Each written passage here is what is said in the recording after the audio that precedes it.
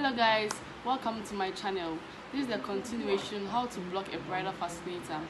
If you haven't watched my previous video, kindly do so. Thank you.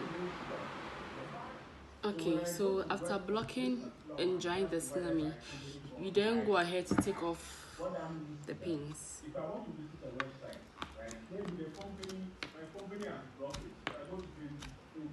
The whoever should give me information about where I'm bound, ensure that I'm pushing anything at first. However, then you go ahead to take off the tsunami from the block.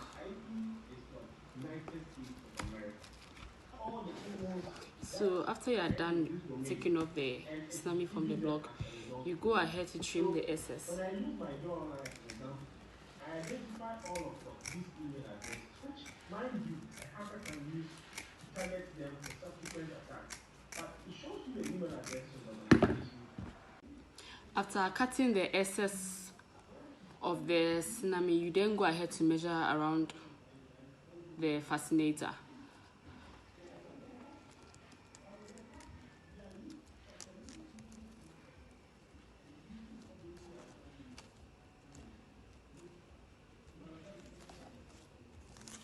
The same measurement you get, that's the same measurement that you will use to cut the wire, adding an allowance of 1 inch or 2 inches, but I'll be adding an allowance of 2 inches here.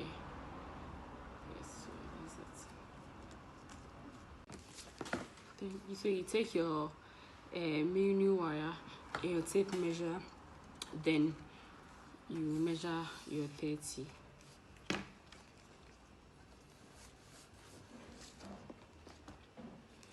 After you are done, then you cut. So after cutting the wire, you get a thread and then wrap the thread around the mini wire. You do so in order to prevent the wire from rusting. So you wrap the thread around the mini wire from the beginning to the end before inserting the mini wire into the hairline of the fascinator.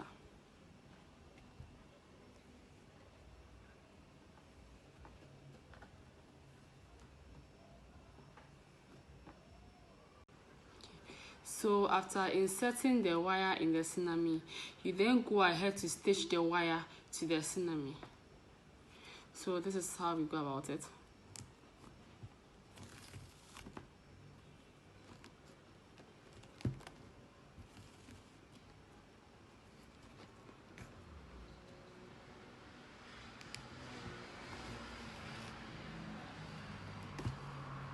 So you do this till okay, so in order to neaten the edges, you can use a bias binding or use your tsunami to cut a pita shim, and the pita shim is always cut in the bias form. It can be cut to any measurement of your choice.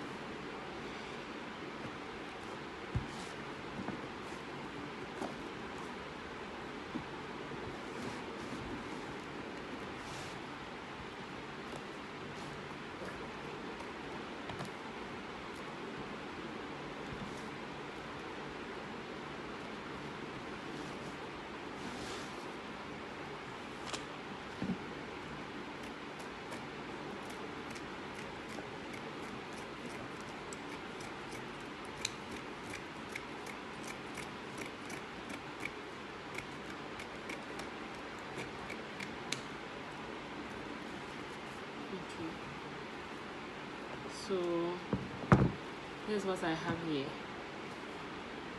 So to work with the pita shape, you have to divide it into two this way.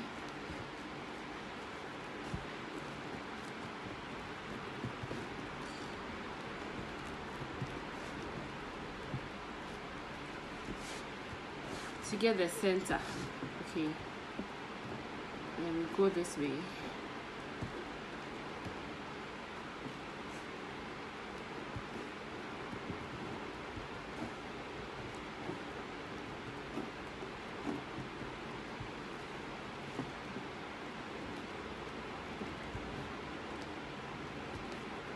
When you are done, then you press with a pressing iron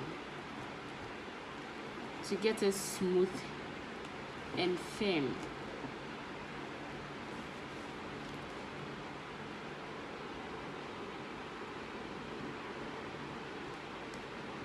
Before you attach the pita shem to the cinnamon, you can decide to use the glue on the pita shem and attach it to the cinnamon, or you can also use a sewing machine. If you don't have a sewing machine available, you can use a hand needle to stitch. Since I don't have a sewing machine available, instead of the glue, I would prefer a hand needle. Now you begin to stitch the pita shem to the cinnamon.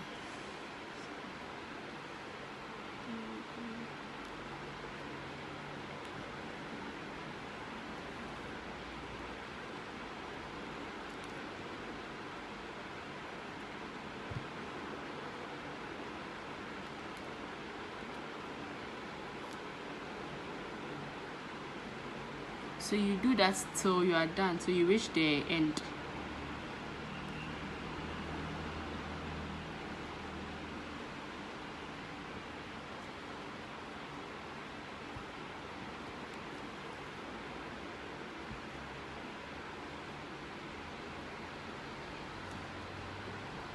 You are done attaching the pita shem to the hemline of the fascinator. So the next thing I'll be doing is to trim the fascinator or decorate the fascinator by using feathers, crinoline, and my cinnamon. So I'll be teaching you how to trim your fascinator to make it very beautiful.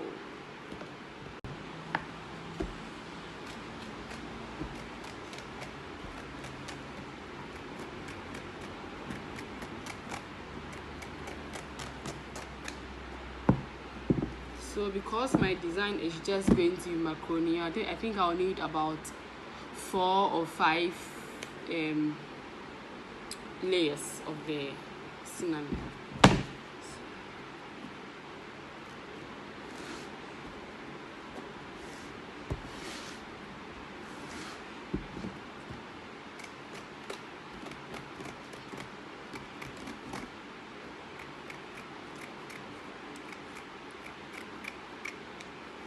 So this is my second one.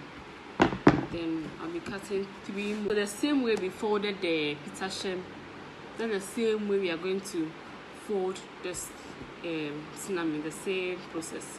So you divide it into 2. Okay. To be able to get the center, then you fold one side.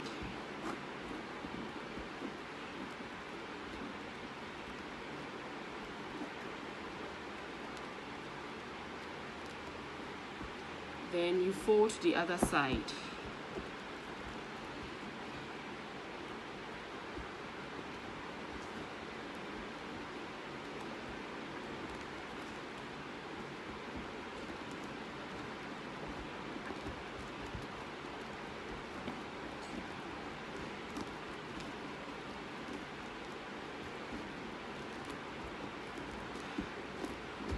So after you are done with this, then you press.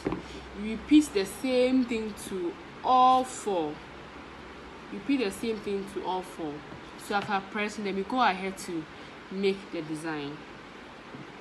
Okay, I'm going to be teaching you how to make the macaroni design, and I'll be using the tonguing machine.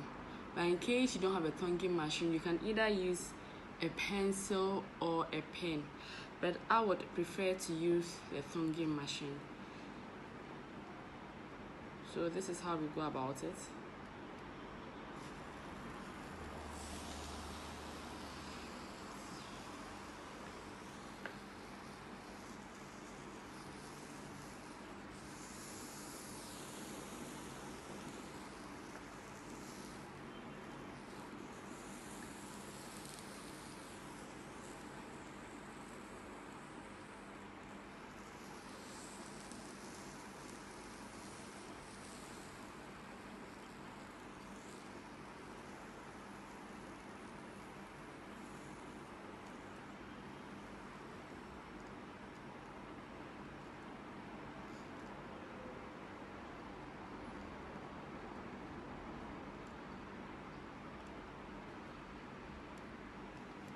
So this is how we go about it to get the macaroni.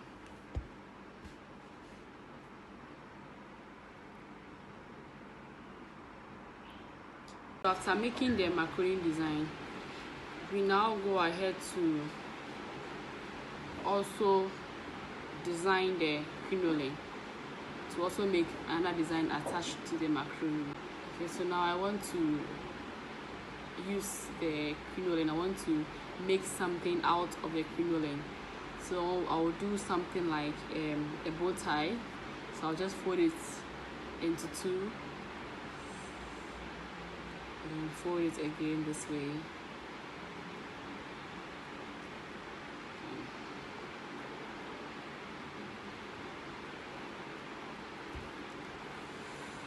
So this way. Then I'll just stack it with a thread.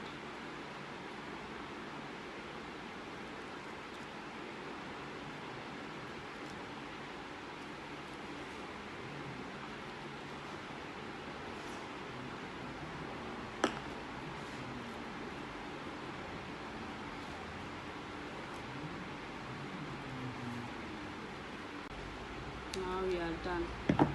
Now we want to design a fascinator using crinoline, feathers, and macaroni. So I just arrange it how I want it to be arranged on the fascinator. Some could be standing, some could be falling, so depends on your own design that you are making.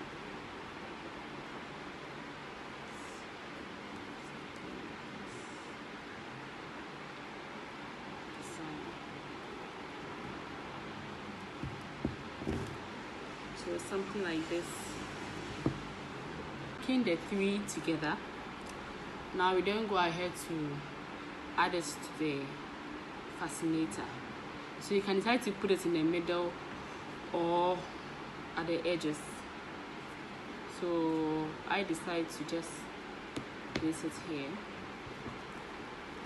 So just add it together.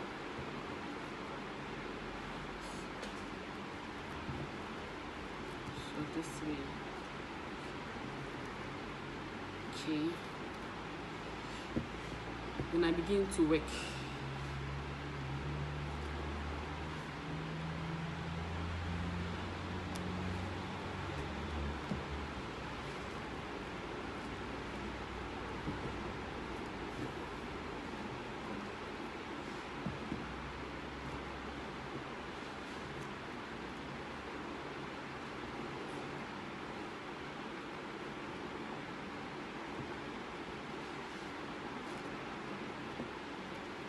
So this is the design I want to make for the fascinator. So after attaching the crinoline to the fascinator, I then go ahead to add my feathers. So I can decide to make it stand this way or make it lie down this way. So I think I'll rather make it lie down that way. The next step is adding your macaroni design by stitching it with a thread and needle.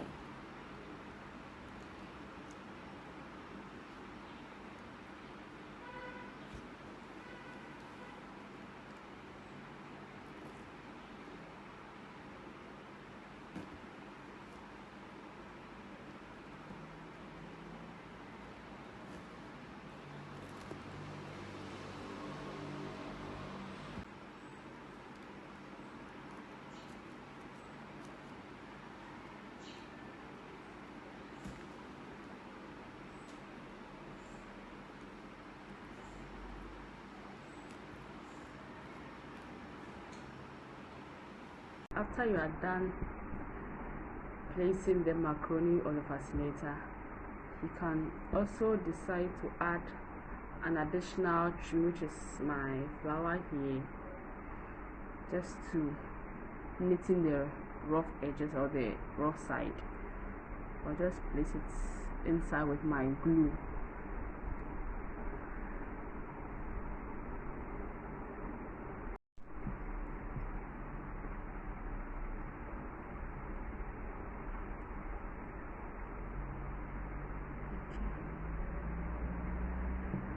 So now I would be attaching my Alice band or my hairband to the fascinator.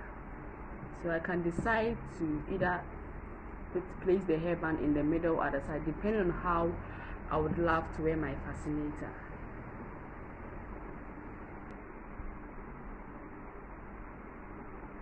Okay, so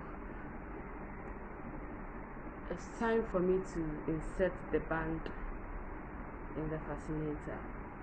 So I would like to place my hair not at the center but at the side of it, so that I can wear it on my side, not on top of my head. So before I do that, I just make a pita shell. I think I taught you in the previous video or from the beginning how to bind my fascinator. So I make a pita shell to hold my band to the fascinator. So I'll use a glue to hold this firmly down.